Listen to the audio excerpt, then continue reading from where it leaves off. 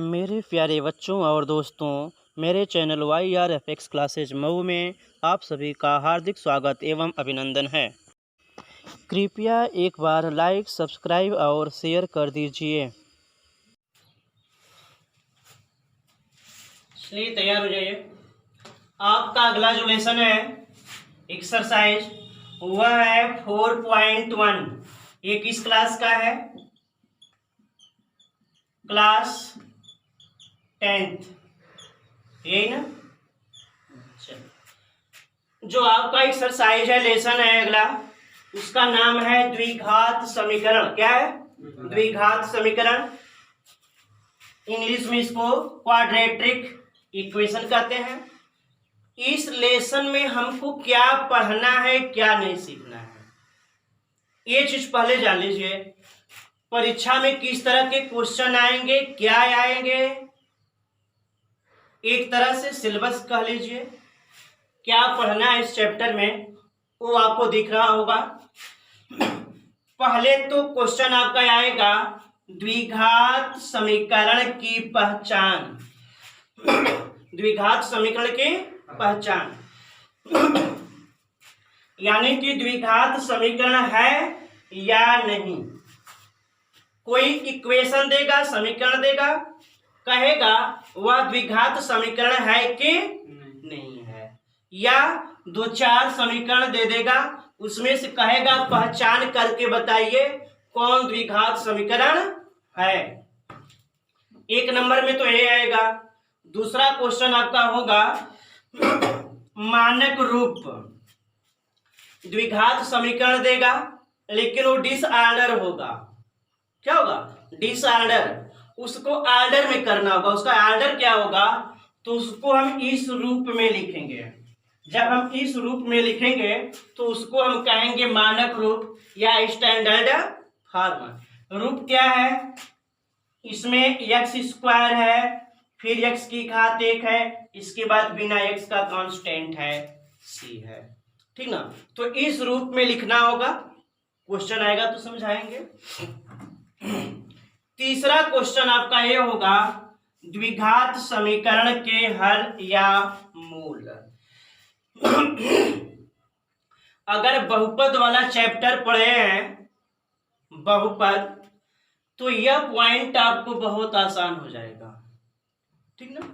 इसमें द्विघात समीकरण के हल यानी कि यक्स का मान निकालना होगा आपको। यक्स के मान को ही हम मूल कहते हैं या हल कहते हैं। ठीक ना? अब यक्स का मान आपको निकालना है तो यक्स का मान निकालने के लिए आपके पास 3 विधियां होंगे। इस चैप्टर में 3 विधियां होंगे। पहली विधि होगी गुणनखंड विधि। कौन सी विधि है? गुणनखंड विधि, फैक्टर मेथड। दूसरी विधि है पूर्ण वर्ग बना करके बाय स्क्वायरिंग। क्लियर? और तीसरी विधि है सूत्र विधि। इसका दूसरा नाम है श्रीधराचार्य विधि। सूत्र विधि को हम श्रीधराचार्य विधि कहते हैं। क्यों कहते हैं? इसलिए कि श्रीधराचार्य नामक विद्वान ने इस विधि की खोज की थी, इसलिए उन्हीं के नाम पर हम इस विधि को श्रीधराचार्य विधि कहते हैं। ठीक है? अगला पॉइंट आपका होगा मूलों की प्रकृति। ये मूलों की प्रकृति क्या है उसको समझने से पहले चलिए इसी को समझ लीजिए। ये मूलों की प्रकृति क्या है? तो मूलों की प्रकृति का मतलब ये है कि जब हम समीकरण में यक्स का मान निकालेंगे तो समीकरण का मान निकलेगा या नहीं निकलेगा। जैसे इसके पहले हम रैखिक समीकरण में पढ़ रहे थे ना, युगपत समीकरण में, तो उसमें क्या था? अद्वितीय हल था, यानी कि एक्स वाई का मान निकलता था। और एक स्थिति ऐसी होती थी कि एक्स वाई के अनंत मान होते थे, और एक स्थिति ऐसी होती थी कि एक्स वाई का कोई मान नहीं निकलता था, हल ही नहीं होता था। तो उसको हम अद्वितीय हल, अनंत हल और कोई हल नहीं के नाम से जानते थे। तो वही चीज यहाँ है, जब हम द्विघात समीकरण को हल करेंगे तो x का मान कभी निकलेगा और कभी नहीं निकलेगा। ठीक ना, आपका क्वेश्चन होगा लेकिन x का मान निकालते निकालते थक जाएंगे, x का मान नहीं निकलेगा। तो जब x का मान नहीं निकलेगा तो हम उसको कहेंगे काल्पनिक। क्या कहेंगे? काल्पनिक कहेंगे। और जब x का मान निकलेगा तो उसको हम कहेंगे वास्तविक मान, रियल वैल्यू। ठीक, अब वास्तविक मान निकलेगा, काल्पनिक मान निकलेगा। तो जब काल्पनिक मान निकलने की बारी आती है तो हम इसको निकालते नहीं हैं। जब निकलवा नहीं करेगा तो निकालेंगे कहां से? हम उसको सीधे जांच करके लिख देंगे इसके मूल काल्पनिक हैं। ठीक, निकालने की जरूरत नहीं है। मूल वास्तविक होंगे कब? जब x के मान निकलेंगे। अब इसके जो मूल हैं, मूलों की प्रकृति या जो मूल आ रहे हैं, x का मान बिना हल किए बताना है। आपको अगर कोई समीकरण दे दिया 4x² - 6x + 2 = 0, तो कहेगा कि इस समीकरण के मूल वास्तविक हैं या काल्पनिक हैं। या दूसरे भाषा में पूछेगा इस समीकरण का कोई हल है या नहीं। तो इस समीकरण को हम इन तीनों विधियों में से कोई एक विधि लगा करके हल करेंगे और x का मान निकालेंगे। जब x का मान निकालेंगे तो x की दो वैल्यू आएगी, x के दो आंसर आएंगे, सिर्फ दो आंसर आएंगे। क्यों दो ही आंसर आएंगे? इसलिए कि यह द्विघात समीकरण है। x की घात कितनी है? 2 है। जब x की घात 2 होगी तो 2 मान आएंगे, x की घात 3 होगी तो 3 मान आएंगे, x की घात 8 होगी तो 8 मान आएंगे। ठीक, लेकिन आपके सिलेबस में सिर्फ 2 ही तक पढ़ना है, x की 2 घात। 2 घात के कारण ही इस लेसन का नाम है द्विघात। क्या है? द्विघात, यानी कि 2 घात वाला समीकरण। तो हमको 2 घात तक ही सीमित रहना है। अब जब हम इसके मान को निकालेंगे तो इसके मान निकलेंगे कि नहीं? अगर निकल गए तो वास्तविक, नहीं निकले तो काल्पनिक। लेकिन बिना निकाले हम कैसे पता करेंगे? तो उसके लिए आपको यहां से विविक्तकर निकालना होगा। क्या निकालना होगा? विविक्तकर।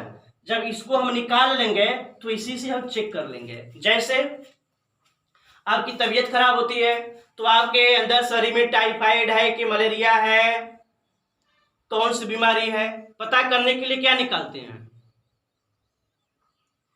आपको टाइफाइड है कि नहीं, मलेरिया है कि नहीं, थायराइड है कि नहीं, आपके पास कौन सी बीमारी है, पैथोलॉजी में जाते हैं तो क्या निकालते हैं? क्या निकालते हैं? ब्लड निकालते हैं ना। आपका ब्लड निकालेगा और चेक करके बता देगा कि आपको कौन सी बीमारी है। ठीक ना, टाइफाइड है या नहीं। तो हम ये जो समीकरण है ना, इस समीकरण से हम यह विविक्तकर निकालेंगे b² - 4ac, और इसको निकाल करके हम बता देंगे कि मूल वास्तविक है कि काल्पनिक है। जैसे ब्लड निकालेगा, जांच करेगा, बता देगा टाइफाइड है या नहीं। तो हम इसका ब्लड निकालेंगे। इसका ब्लड क्या है? यहां पर, इसको हम विविक्तकर कहते हैं। ठीक ना, डिस्क्रिमिनेंट। इसको निकालने के बाद ही हम बता पाएंगे कि मूल वास्तविक है या काल्पनिक है। तो कैसे निकालेंगे आपको आगे मिलेगा। यहां तक तो ये आपको समझ में आ गया होगा कि परीक्षा में किस किस तरह का क्वेश्चन आएगा। यह समीकरण देगा और कहेगा बताइए समीकरण के मूल वास्तविक हैं कि काल्पनिक हैं। हल नहीं करना है, बिना हल किए बताना है। तो बिना हल किए बताना है तो उसके लिए हमको इसकी हेल्प लेना पड़ेगा। ठीक ना, ब्लड निकालना पड़ेगा समीकरण का। समीकरण का ब्लड निकाल करके हम बता देंगे कि समीकरण के मूल वास्तविक हैं या नहीं। तो यहां तक तो बात समझ में आ गई। अब अगर मूल वास्तविक हैं तो हम उसको निकालेंगे, यानी कि x का मान निकालेंगे। अब x का मान निकालेंगे तो कैसे निकालेंगे, उसके लिए यहाँ 3 विधि आपको दी गई है। एक एक विधि करके हम लोग अध्ययन करेंगे। ये भी क्लियर हो गया।